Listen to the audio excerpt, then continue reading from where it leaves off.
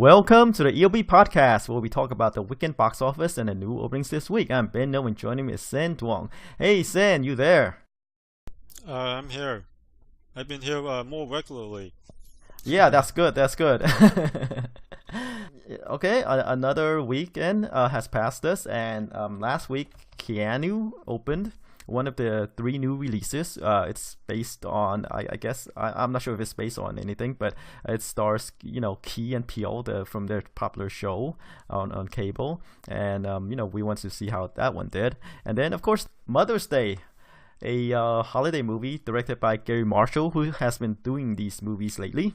And these movies are characterized by holiday and who's and who's of actors. Right, star-studded, yeah. And then there's the video game movie, Ratchet and Clank. Like, those always turn out pretty well, right? Yeah, right. I think Jungle Book has some competition there. Let's see how those movies did. Okay, let's jump right in and see where they fall on the list. Coming in number one, of course, is The Jungle Book, the live-action adaptation of one of the Disney classic. Well, Disney made an animated version of it. That one was popular, and then they're on this live-action course, eventually turning every one of their classic animation into live-action features. And The Jungle Book is the latest one, and it did extremely well. And in its third weekend, it pulled in $42 million. The drop-off is only 31%. It's the movie's lowest drop-off since it opened 3 weeks ago. Yeah, this is like sub 40. When you're doing sub 40 in the third weekend, you're doing pretty good. Extremely successful movie. It's right now domestically it's 250 million. That's the domestic growth so far. Right, on worldwide it's 686 million. Right. So it's doing really well. At this current rate, we'll see how Civil War will affect it. I'm sure it's gonna affect it somehow this weekend. But on this course, it could become Disney's highest grossing live action adaptation of their animated classics. Could be at its current pace. Yeah, it's pretty impressive. I mean, yeah, this movie just stars an unknown actor as the Mogwai, is that his name? I'll take your word for it. The boy, who is raised by wolves and then befriended some jungle animals. But then again, it features the voice of a lot of famous actors like Scarlett Johansson, Idris Elba, Ben Kingsley, Christopher Walken, Bill Murray, on and on and on. Yeah, so as a star-studded voice talents. Bodes well for the studio because these films have, in general, have been pretty well reviewed. And not only that, they're also commercially successful. And The Jungle Book is probably maybe the best reviewed one so far. It probably is. Yeah, if not the best, one of the best. And it's looking like it's going to be the highlight of their adaptation so far, the peak. It looks like it's going to gross over 300 million domestically, and worldwide it could reach the $1 billion mark. And on Rotten Tomatoes, it's at 94%. One of the best reviewed films of the year so far. Right. And I guess we'll have to point out director Jon Favreau. Yeah, he's been not only successful at directing these huge blockbusters like the Iron Man movies, but he also does independent films like Chef that are well reviewed and for independent films commercially successful too. And these major blockbusters. So he's one of those... Yeah, he's an actor, right? And then he made a very successful and I think a low-key transition to directing. And people might not know, I mean, when you're talking about good directors, you don't usually, name Jon Favreau. Yeah, well, he started as a screenwriter and a character actor. He starred in Swingers. He also wrote Swingers, even though he didn't direct it. Doug Liman directed it. So he's a screenwriter, character actor who went into directing, and he's been very successful. One of those few directors who can direct indies and blockbusters and do both of them well. They've done well not only critically but also commercially. Right. He's doing a Zack Snyder work without the renown of Zack Snyder. Yeah, right, yeah. And his films are very well reviewed. Unlike Zack Snyder, he might have some commercially successful films, but his films hasn't. I think the knock on him is he's a great visualist, but as far as telling a coherent story, that's kind of, he's not quite there yet. But anyway, let's get back to the movies in the top 10. I think we've spoken enough about The Jungle Book. Let's move on to some of the new debuts. Okay, take it. All right, at number 2, Keanu It's obviously the best performing of the week's wide releases, but 9.5 million is kind of so-so at a budget of just 15 million. It's not bad. It's not great. It's gonna make a profit. We weren't high on it. Our predictions were like 5 million each, right? We're both Yeah. saying, hey, it'll do 5 million because we didn't think that it would have an appeal outside of their Wait, did I audience, say 5 million cable. too? 5 million. We both say 5 million. Oh, we both said 5 million. All right, Yep. okay.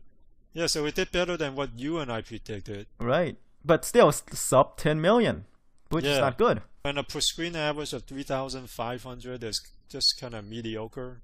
But at a budget of just 15 million, they're gonna make a profit. It's just we'll just have to see how if it has any legs, because it is decently well reviewed, 76% on Rotten Tomatoes. Yeah, the cinema score is only a B, so I'm not sure if it will have any legs. Yeah, so that doesn't bode well for how long it's gonna stay in theaters.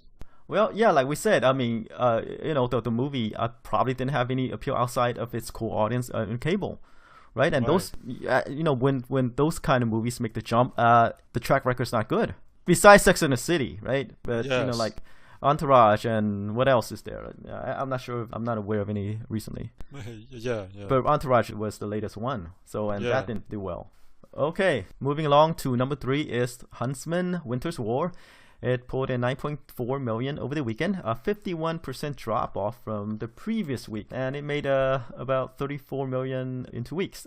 At a budget of 115 million, you can consider this a bomb. And dropping off very quickly. I mean, all the films in the top 10, is like the second highest drop off. Civil War is coming up, and it's going to pull a nice chunk from this movie as well. Yeah. Worldwide, it's already made nearly 100 million. In the foreign market. So worldwide is at 131 million. So it's doing better, way better overseas. But still, domestically, it's tanking. And at a budget of 115 million, it would have to pull in at least 250 to break even worldwide. So far, it doesn't look like it'll get there. And this is an attempt to cash in on the success of Snow White and the Huntsman starring Kristen Stewart, right? But without her, it seems like the movie is not doing as well, even though they replace her with 2 more actresses, 2 fine actresses, Jessica Chastain and Emily Blunt. But apparently, they couldn't help the movie either. Right, yeah. Plus, I think the first one benefited from the Twilight fan base. They seem like they moved from Twilight to Snow White and the Huntsman, because of Kristen Stewart. It was a placeholder. It was a placeholder until the next Twilight movie comes along. Right. And that one was successful. But then Kristen Stewart had that whole affair deal, and then the whole YA genre seems like people have been a little bit oversaturated. Maybe people are kind of tired of it.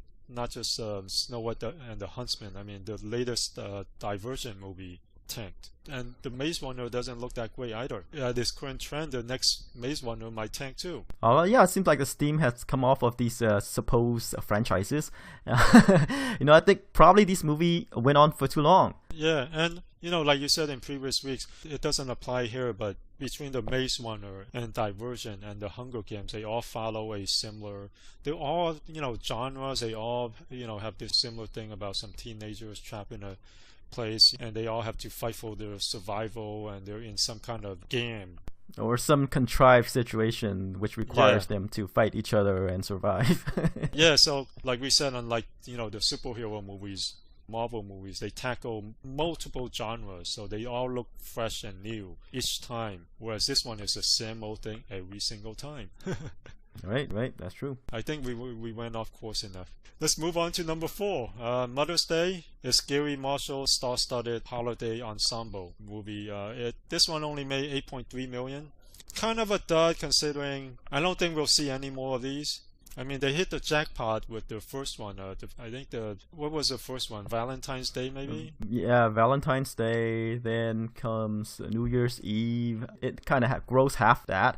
And this Mother's Day did even worse. So we're not going to see more of these. I keep on reading that Valentine's Day. Oh, yeah, it did. Valentine's Day did really well. It opened to like 56 million. And eventually went on to gross 110 million. So look at it, from 56 million to an 8 million opening. So we're not going to see any more.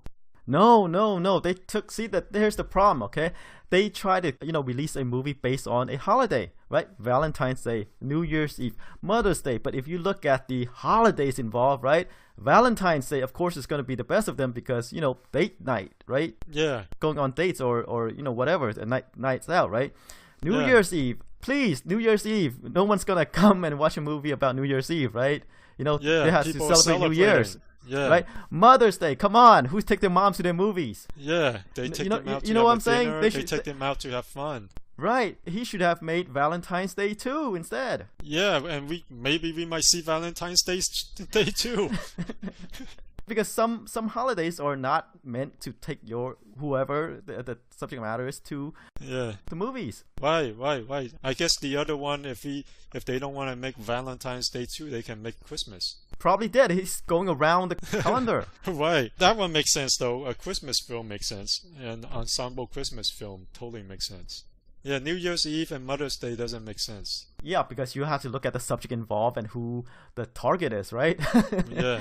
Oh yeah, it's Mother's Day. I'm gonna watch a movie with my mom. Yeah. That's why we see it pulled in 8 million. Instead of 56 million. Yeah, you gotta look at, hey, what's going on? What's the subject involved? Yeah. I guess not every holiday is made to become a movie. Well, it depends on what they do. Yeah, right. They could make a thriller out of Mother's Day. They'll be different and interesting, Right. But Garry Marshall might not be the right one to direct something about Mother's Day. Alright, I think we've given it way too much attention than it deserved. Alright, so moving on to number 5 is Barbershop, The Next Cut. It made 6.1 million, 42% drop off from its previous week, and in 3 weeks it's made 44.6 million. It's holding up quite well. Yeah, holding up quite well. Very well reviewed, and if they budget these films accordingly, we might see another one. Oh yeah, so it looks like it's gonna close at 55 to 60 million. Yeah, which is pretty not too far off from the first two films. And it's surprising given how much time has passed between Barbershop movies. Right. So a solid modest hit. And speaking of holding up really well, the next film, Zootopia, continues to hold up really well. I mean, the best amongst all films in the top 10. It's another week of a sub 30% drop off. It made 5 million over the weekend, and the drop off is only 24%. It's already been 9 weeks, and it has made 324 million total in the U.S. Worldwide, it's at 932 million. Is it nearing the 1 billion mark? You think it'll cross it? It's also holding up pretty well overseas too, so there's a chance. Okay, so we'll see. Alright, let's move on to number 7, the third wide release of the weekend, Ratchet and Clank. The video game adaptation, it made 4.8 million over the weekend. At a per theater average of just 1,700, which is very low. And on Rotten Tomatoes, the tomato meter is 19%, which is pretty much how most of these video game movies adaptations do. And it makes you wonder why they keep on cranking these out when these things they always end up being stinkers. Well, it's because it was a popular video game, and they think, hey, we could monetize this, try to get a franchise out of this.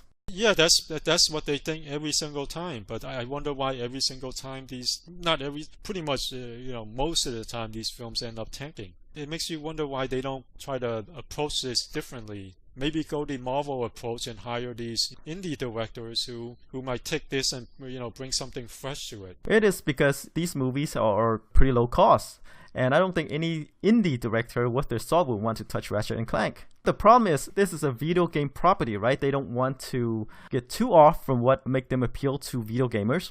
Or what makes the movie Ratchet and Clank? Well, I think after so many of these films tank, you would think that they're like, we need to go at these things at a completely fresh perspective because what we've been doing in the industry has not worked at all. Like, name one video game adaptation that has done well. Either commercially or I mean, the only one that did modestly well was Dwayne The Rock Johnson Doom, and even that only ended up making like 50 million. Yeah, that's on one of the lower end of Dwayne The Rock Johnson's filmography.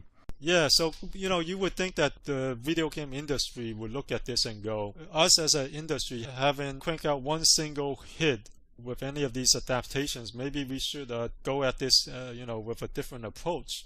Because these video game adaptations, they aren't cheap. Like video games always employ computer animation or CGI, and when you have CGI involved, these things aren't cheap.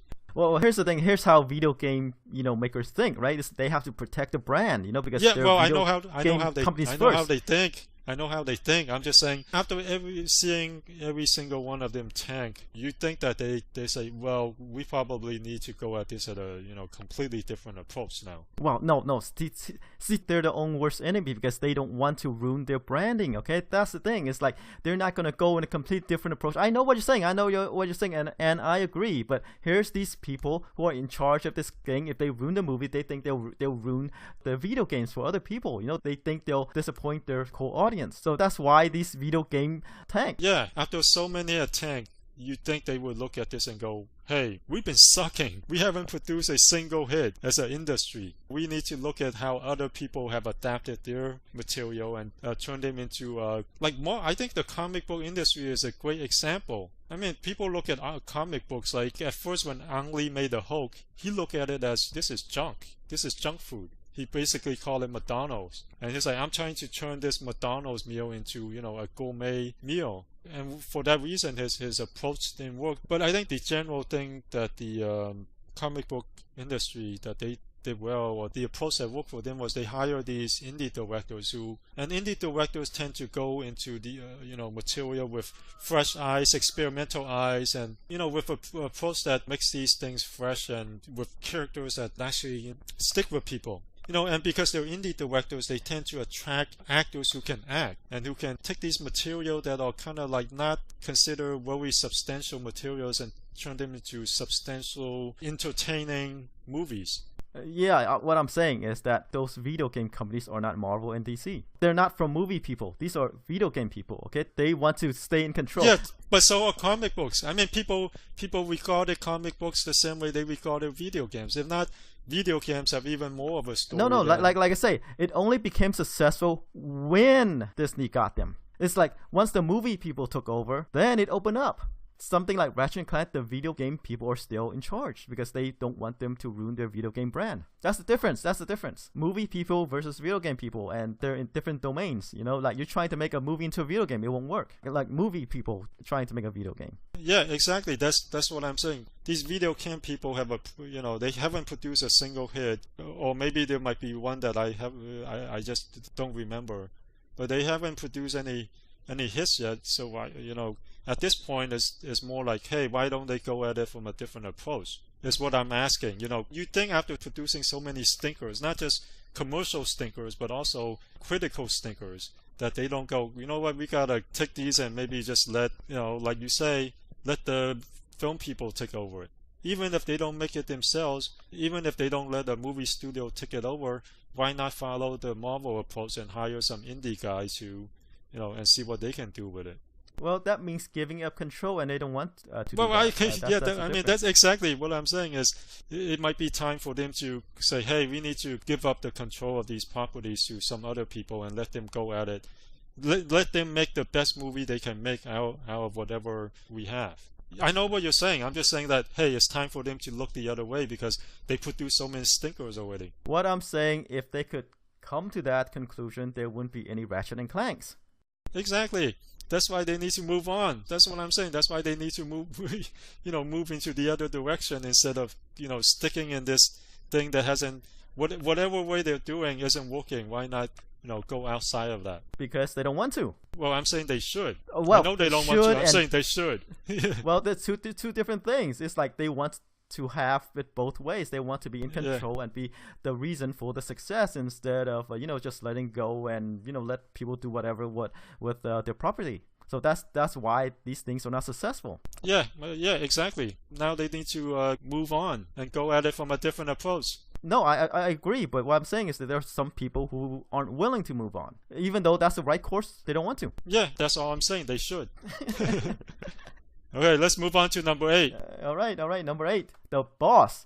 It pulled in $4.3 million over the weekend. Experienced a 31% over about 32% drop off from its previous weekend, and it only made about $56 million. At a budget of just 29 million, it's still going to be a very profitable film for Universal. It looks like, at its current pace, it'll probably reach 60, 65 million, which isn't too bad, but it's probably by far one of the lower grossing Melissa McCarthy films. It is, but it's still doing pretty decent when you think about a comedy that's made for about 30 million. It's not too bad. Yeah, not too bad. It's a decent sized hit, but at the other end of the spectrum is Melissa McCarthy's lowest grossing film since she became a major star. Right. But still, given what's involved, I think it's doing decent. Yeah, decent. Yeah. Okay, moving along to number 9 is Batman vs. Superman Dawn of Justice. It pulled in about 3.9 million over the weekend. It looks like it's dropping out the top 10. It's in 6 weeks, it made 325. And the worldwide figure right now is 862 million. So it looks like it might not reach the 900 million mark, but I read that the number that WB was looking at was 800 million. If it reaches 800 million, they're good. They're not like high-fiving each other. I think they were hoping for a billion, but 800 million is like their bare minimum. Yeah, and I see this movie as a success, even though it didn't make a billion or even 900 million, because it is a launching pad for the DC Cinematic Universe, like what they're trying to do, what the Marvel guys are doing, and it's good enough good enough jumping off point for the franchise. Yeah, good enough to move on. But hey, even Zootopia looks like it'll do better. Oh, well, it is doing better. it is doing better, but then again, you have to start somewhere, and the problem is, once you move past Batman and Superman, you get into Wonder Woman, you get into Aquaman, you get into like Cyborg, Green Lantern. Those are the question marks, right? Yeah. So, yeah, we'll see. They might have to pull in Batman and Superman and have them jump into all the other movies too. And I think they will. Yeah. Matt Damon will direct his solo Batman movie, so that should be interesting. You mean not Matt Damon, Ben Affleck? Yeah, right. Man, I got them mixed up. Yeah, Ben Affleck's, and he's as a director, he's been really good. He's like a top commercially and critically. He's a very good director. We will have to see what he does with a special effects movie. Yeah, he's done well with thrillers. So Dramas, thrillers, but drama once you get into once you get into action and special effects, different ballgame. Yeah, we'll see. It'll be interesting. Different ballgame, but we've seen a lot of indie directors who haven't have much experience directing action movies end up doing really well with these comic book movies. So it'll be interesting to see what kind of approach he takes and what he comes up with. Mm-hmm. Right. Okay, and moving along to number 10 is Criminal, the thriller starring Kevin Costner, Ryan Reynolds, Gary Oldman, Gal Gadot, and Tommy Lee Jones, and a couple others. It pulled in about 1.3 million in its third weekend, 57% drop off, and so far it only made about 13 million. Even in Kevin Costner terms nowadays, it's still a bomb. It's not good. I mean, still normally his movies, solo movies, right, made about 20 to 30 million lifetime. Yeah, lately. Now, yeah, lately. This one is kind of like half that, and it looks like given who's involved, you think it should do better, there's Ryan right? Reynolds and there's Gal Gadot, and then Tommy Lee Jones and all these great, very good Academy Award-winning actors, and still nothing. Well, you have to think: do these people have fans? Ryan Reynolds. Where are the Ryan Reynolds fans? Kevin Costner, we know that he's been dropping lately, right? Where's the Gal Gadot fans? Yeah. So you have to wonder, outside of their superhero iconic movies. Yeah, iconic characters. Do they have anything outside of that? Right. That's all with the top 10, and let's move on to the openings. We just have one large wide release, and that is Captain America: Civil War. It's open in about 4,000 theaters, and it looks like it'll do well. Yeah, it's very well reviewed, 95% on Rotten Tomatoes, which is always a good sign, especially for these kind of movies. This it's more of an Avengers movie. People consider it Avengers 2.5, if not Avengers 3.0. The expectations are in those terms too. And this movie has opened overseas, and it's doing extremely well. It has made 200 million so far.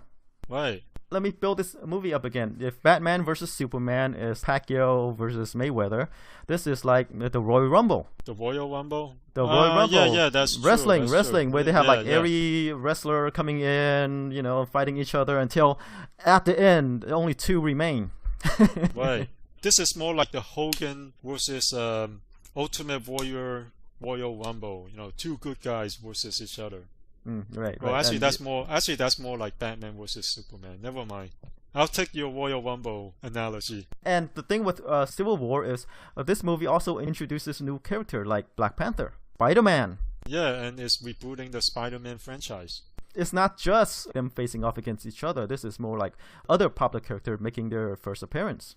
Yeah, it's a launching pad for, like Batman versus Superman. It's a launching pad for new characters in the Marvel Cinematic Universe. So it's doing a lot here. It's launching new characters and it's rebooting a popular one. HSX has it at 193 million. They have the opening at 193 million. Okay, so let me put things into perspective. If we're going strictly by Captain America movies, right? The first Captain America opened to 65 million.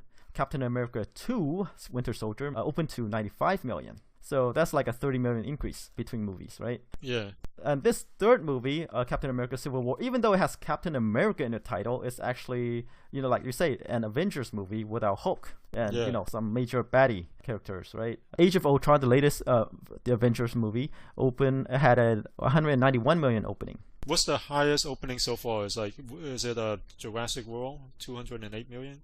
Jurassic World is about 209. Let me see, Avengers. The Avengers is 207. Okay, so I guess it is Jurassic World. So 209 million. What do you think? Do you think Civil War will beat that? Beat what? Jurassic World? Yeah, Jurassic World's I think that's the biggest opening of all time. 209 million. Yeah. No, I don't think it'll beat Jurassic World. It might get close. I'm gonna go on a limb here. I'm gonna go on a limb and say it'll beat that figure. Because there's even better buzz on this than Age of Ultron. And this does offer a different approach to because the first Avengers was fresh because it's the first one to put all of them together and, fighting in the same force, the same side. This one takes an interesting approach where they're fighting each other. And they're splitting up and fighting each other. It's a different, refreshing approach. And it's rebooting Spider-Man and launching new characters. Yeah, I think Spider-Man is the biggest draw here, I think. Yeah, it's bringing something different that the Avengers sequel didn't. And the reviews are really good, 95% on Rotten Tomatoes. All right. I'm going to go with the conservative number. Okay. 190 million. 190? Yes. Okay, that's pretty conservative. I'll go 209. Here, I'll just go 210. It'll break Jurassic World's record. Well, here's the thing though, because the bigger movies, the ensemble movies, the Avenger is the kind of like the ultimate team up. I have not seen any movies, the solo movies did this well.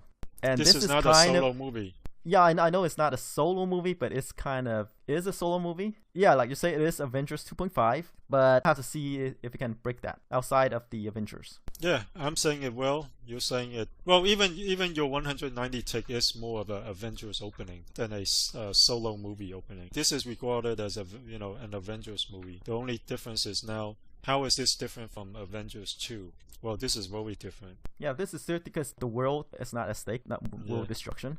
Right. No one's threatening to blow up the world or take it over or whatever. For the umpteenth time. Right. This one. But here's like I say, the dark horse in this is the introduction of the new characters, which is Spider-Man. I think he's huge. And then Black Panther. Right. So I'm going 210, you're going 190. Yeah, right. And I think Doctor Strange might be in this movie too, right? I don't know, maybe. Possibly. Yeah. So, again, you cannot underestimate all these other characters coming into the storyline. They're making the movie. Hey, how come you're building up this movie so much and you're still going 190? Well, because I think there's a limit. Shouldn't I be the guy who's building it up since I'm going 210? I'm saying it could go up as high as yours. I'm taking the conservative route. Okay, I'm taking the conservative route because I have not seen a single movie, like a single superhero movie did this well. Even though there has more, you could say this is more of an adventure side story. Yeah. But I'm saying all these X factors even coming in. I'm just saying, even if at your 190 is a Avengers level movie, it's not a solo opening. Yeah, but I'm already giving this bump. I'm just saying, hey, conservatively, I think given all that, it'll be 190, okay? But hey, we know what all these X factors, it could break records, like you say, 210. All right, we'll see. You could be right, or I could be right, or it could be somewhere in the middle. Or we could both be wrong, and it's just been way overhyped. I don't think so. So some movies deserve the hype, and I think this one seems like it does. The reviews have been amazing. Yeah, exactly, because it has already opened overseas, and its success there just builds into that, adds to the hype. Yeah, right. Oh wow, it's doing so well, and critically acclaimed. Gotta check it out. Whatever reservation I have, it's not there anymore. I gotta go see it. Yeah, we'll see on Friday morning though, because then we'll see how the Thursday previews, what those figures are. Yeah, sometimes that Thursday figures kind of throw things off. You just have to see the full Friday figures to find out. Yeah, sometimes they do. But if it, the Thursday figure ends up being lukewarm, then hey, it won't be lukewarm. Yeah, doesn't look like it. Yep. But it'll be a good indication. All right, so we'll see how big Civil War will be next week. All right, and come back. We talk more Civil War. Right, or we can argue more about video game adaptations, which will happen because hey, Angry Birds is coming out. Oh right, okay, yeah. So far that looks like the same usual crappy video game adaptation, but we'll see. It's still a step up from Ratchet and Clank. Right, yeah. All right, see you guys.